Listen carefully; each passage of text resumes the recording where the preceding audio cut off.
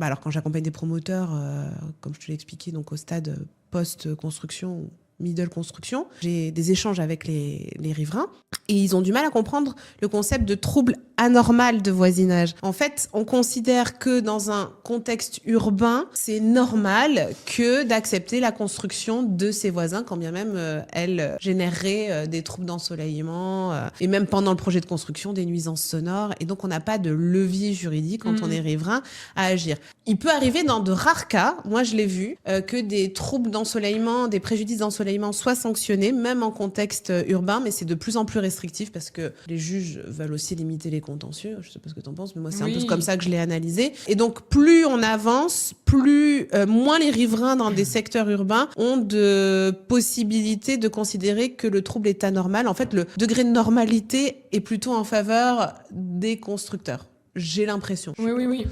Alors, il y a une petite particularité nouvelle aussi dans le contentieux de l'urbanisme, c'est qu'aujourd'hui, pour contester une autorisation de construire, donc qui est un acte administratif devant le juge administratif, il faut démontrer qu'on subit un préjudice dans sa vision civiliste. C'est-à-dire que le texte maintenant du Code de l'urbanisme mentionne que pour contester une autorisation de construire, il faut démontrer que le projet va avoir un impact sur les conditions d'utilisation, de jouissance du bien ou d'occupation du bien.